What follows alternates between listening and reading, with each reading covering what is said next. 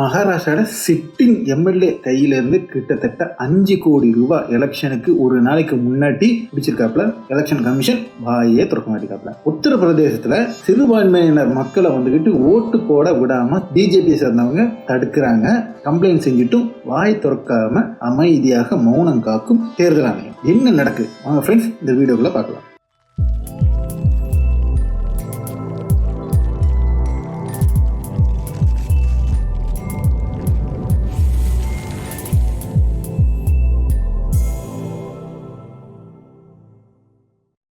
Hi friends, welcome back to SJ Tamil Nadu செய்திகள் and நான் உங்கள் எஸ்ஜே. ஃப்ரெண்ட்ஸ், சென்ற வீடியோ வந்துட்டு ரஸ்மின் எம்ஐஎஸ்சி அப்படிங்கிற இலங்கை சேர்ந்த யூடியூபரோட சேனல் முடக்கப்பட்ட சம்பந்தமாக நம்ம வந்துட்டு வீடியோ போட்டிருந்தோம். அவரோட புதிய சேனலோட லிங்க் கொடுத்துருந்தோம். ஆனால் அந்த வீடியோவில் வந்துட்டு எனக்கு சப்ஸ்கிரைபர் கூட்டிட்டு இருக்காங்க. எனக்கே பயமாக இருக்குது. ஏன்னா நம்ம வந்துட்டு அவரோட கண்டென்ட்டை அப்படியே எடுத்து போடணுங்கிற எய்ம் என்னெல்லாம் கிடையாது. இதுக்கு முன்னாடி 2-3 வீடியோஸ் போட்டிருக்கோம். அது வந்துட்டு அவரோட அந்த முக்கியமான செய்தி அப்படிங்கிறத நம்ம எடுத்து போட்டிருந்தோம். அவ்வளோதான். தவிர அதை பார்த்துட்டு நீங்கள் தயவு செய்து வந்துட்டு யாருமே சப்ஸ்கிரைப் பண்ணாதீங்க. அதை தான் நான் சொல்லுவேன். நம்ம சேனலை சப்ஸ்கிரைப் பண்ணுறீங்கன்னா நீங்கள் தயவு செய்து நம்ம சேனல் உள்ள 2-3 வீடியோஸை பாருங்க. அது பிடிச்சிருந்தா மட்டும் சப்ஸ்கிரைப் பண்ணுங்க. ஏன்னா நான் வந்துட்டு மொத்தமாக சப்ஸ்கிரைபர்ஸ் கூட்டணும் அப்படிங்கிற எண்ணம்லாம் எனக்கு கிடையாது. 1000 சப்ஸ்கிரைபர் தேவை இல்லைன்னு நான் சொல்லலை. ஆனால் அதே இது வந்துக்கிட்டு எனக்கு இப்படி நீங்கள் சப்ஸ்கிரைப் பண்ணிட்டு திருப்பி வந்துட்டு நான் அடுத்த ஒரு வீடியோ போடும்போது எல்லாம் அன்சப்ஸ்கிரைப் பண்ணிட்டு போனீங்கன்னா நமக்கு ரொம்ப சங்கடமாக இருக்குது. அதனால தான் சொல்கிறேன், தயவுசெய்து வந்துட்டு நம்ம வீடியோவை 2-3 வீடியோவை பார்த்துட்டு நம்மளோட லைனு நம்மளோட திங்கிங் எப்படி இருக்குது அப்படிங்கிறது, நம்ம எந்த வேவ் லென்த்தில் போயிட்டு இருக்கோங்கிறது உங்களுக்கு பிடிச்சிருந்துச்சுன்னா இது நமக்கு சூட்டான வேவ் லென்த் தான், நமக்கு சூட்டாக தான் இவங்க பேசுகிறாங்க. நம்ம இதில் தான் வந்துக்கிட்டு நம்ம நினைச்ச மாதிரி பாசிசத்துக்கு எதிரான நம்ம ஆள் தான் இவர் அப்படிங்கிற மாதிரி நினைப்பது இருந்தால் மட்டும் நீங்கள் வந்துக்கிட்டு சப்ஸ்கிரைப் பண்ணுங்க. ஓகே ஃப்ரெண்ட்ஸ், கிட்டத்தட்ட இப்போ ஏற்கனவே 2 மாநிலம் முடிஞ்சிச்சு. இப்போ 2 மாநிலம், அதாவது இப்போ நடக்கிறது எதுக்குலாம் பார்த்தீங்கன்னா மகாராஷ்டிராவுக்கும் ஜார்க்கண்டுக்கும் இப்போ தேர்தல் நடக்குது. இந்த தேர்தலில் வந்துக்கிட்டு மகாராஷ்டிரா மிக முக்கியமானது பிஜேபிக்கு. இது இல்லாமல் இடைத்தேர்தலாக சில இடத்துல நடக்குது. உத்தரப்பிரதேசம், கேரளா அப்படிங்கிற இடத்துலலாம் இடைத்தேர்தல்கள் நடந்துச்சு. இப்போ எல்லாமே வந்துட்டு 20ஆம் தேதியோடு முடிஞ்சிச்சு. 23ஆம் தேதி வந்துக்கிட்டு கவுண்டிங். இந்த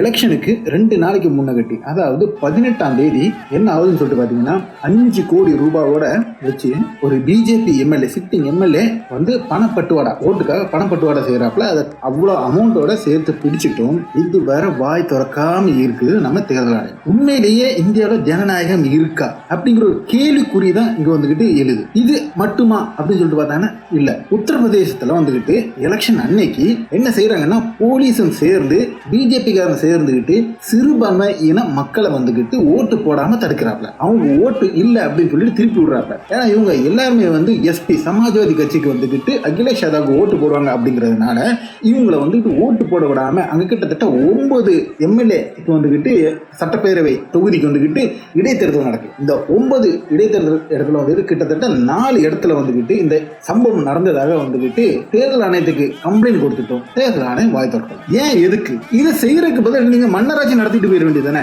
எதுக்கு ஜனநாயகம்? ஏன் டெமோக்ராட்டிக், ரிப்பப்ளிக், இதெல்லாம் ஏன் இந்த வார்த்தைகள் எல்லாம் எதுக்கு? அலங்கார பொருட்களாவா? அழகுக்காகவா? வாய் மூடி மௌனமாக இருக்கும் தேர்தல் ஆணையம், அதை விட அதிகமாக மௌனம் காக்கும் சுப்ரீம் கோர்ட், உச்ச நீதிமன்றம். அப்ப என்ன இருக்கு? அப்ப நீ இந்தியால என்னதான் பாசிசத்துக்கு ஆதரவாக பாசிசத்துக்கு வந்துகிட்டு எல்லாத்துக்குமே உரம் போட்டு வளம் வச்சு கொடுக்கிற அளவுக்கு தான் வந்துகிட்டு இன்றைய தேர்தல் ஆணையமும் உச்ச நீதிமன்றம் இருக்கா அப்படிங்கிற அளவுக்கு மக்கள் ஐயப்படுற அளவுக்கு தான் வந்துகிட்டு இருக்கு அவங்களோட நடவடிக்கைகள். இது எப்படி நடுநிலையாகும்? 1-2 5 கோடி ரூபாய் பணப்பட்டுவாடா செய்வோம். நம்ம நயனா நாகேந்திரன் கிட்ட இருந்து நீங்க கைப்பற்றப்பட்ட பணம் சொல்லிட்டு சொன்னீங்கன்னா ஒரு தேர்தலுக்கு வந்துகிட்டு ட்ரெயின்ல கொண்டு போகும்போது கொடுத்துருந்தாங்க. அப்ப இது வேற எந்த ரீசனுக்கு நமக்கு வந்துகிட்டு எடுக்கலாம்னு வச்சுக்கோங்க, ஒரு சான்ஸ் பட் அதுவும் வந்துகிட்டு இந்த மாதிரி காரணத்துக்காக கொண்டு போனது, அது ஒரு வேற கணக்கு. இருந்தாலும் நம்ம இத பட்டுவாடா செய்யறதுக்காக அப்படி சொல்ல முடியாது. வேற எந்த ரீசனுக்காகவும் இருக்கலாம். சொத்து கூட வாங்குறதுக்காக ஆட்டையை போட்டுட்டு போயிருக்கலாம் அப்படிங்கிற கூட ஒரு நிலைமையில நம்ம யோசிக்கலாம். ஆனா இது அப்படி இல்லை. உட்கார்ந்து பெஞ்சை போட்டு உட்கார்ந்துகிட்டு வந்துகிட்டு மக்களுக்கு ஓட்டுக்கு காசு கொடுக்குறாப்புல மற்ற எல்லாம் சேர்ந்து எதிர்ப்பு தெரிவிச்சு வீடியோ எடுத்து இந்த வீடியோ தான் நீங்க இந்த இதுல பார்த்துட்டே இருக்கீங்க. இப்ப இப்படியாப்பட்ட வீடியோக்கள் எல்லாமே இறங்கி ஆதாரமா வச்சுட்டும் வாயை திறக்க மாட்டேங்காப்ப தேர்தல் ஆணையம். அப்ப உண்மையிலேயே இந்தியால வந்துட்டு ஜனநாயகம் அப்படிங்கிறது படுகொலை செய்யப்பட்டு விட்டதா, குழி தோண்டி புதைச்சிட்டாங்களா அப்படிதான் நீங்க மக்கள் நினைக்கிற அளவுக்கு தான் இன்னைக்கு வந்து ஒவ்வொரு நடவடிக்கைகளும் அப்படிதான் இருக்கு. இது வந்துகிட்டு நல்லதற்கு இல்ல, இதை எதிர்க்க வேண்டியது நம்ம தான் குரல் கொடுக்கணும், நம்ம தான் வந்துகிட்டு இதுக்கு வேண்டிட்டுள்ள ஒவ்வொரு ஸ்டெப்பும் எடுத்து வைக்கணும். எதிர்கட்சியான காங்கிரஸ்னாலும் சரி, இந்திய கூட்டணி ஆனாலும் சரி, இதெல்லாம் வந்துகிட்டு ரொம்ப ஸ்ட்ராங்கா வந்துகிட்டு எப்படி டிஃபெண்ட் பண்ண முடியுமோ அதை டிஃபெண்ட் பண்ணியே ஆகணும். இல்லைன்னா இன்னும் கொஞ்ச காலம் பாத்தீங்கன்னா இங்க வந்துகிட்டு ஒரு மன்னராட்சியோ இல்ல மன்னராட்சிக்கு ஈக்குவலா வந்துகிட்டு ஒரு அரசோ வந்துகிட்டு இங்க இருக்கும் அப்படிங்கிற அளவுக்கு தான் போகுது. இதை தட்டி கேட்க வேண்டியது ஒவ்வொரு இந்தியனின் கடமையா தான் நம்ம வந்துகிட்டு பார்க்கணும். அப்படிதான் நான் பார்க்கிறேன். இது மிக மோசமான ஒரு உதாரணம். பாரபட்சம் இல்லாத தேர்தல் ஆணையம், பாரபட்சம் இல்லாத நீதித்துறை, இதுதான் வந்துகிட்டு ஒரு டெமோக்ராட்டிக் கண்ட்ரிக்கு வந்துகிட்டு அழகு. ஆனா இன்னைக்கு அந்த அழகு எல்லாம் ஒண்ணுமே இல்லை, எல்லாம் அசிங்கமா இருக்கு. அசிங்கமா எல்லா ஊடகங்களும், இன்டர்நேஷனல் ஊடகங்கள்லாம் வந்துகிட்டு பேசுறான். ஒரு கூசலும் இல்லாம உங்களை ஆட்சியாளர் வந்துகிட்டு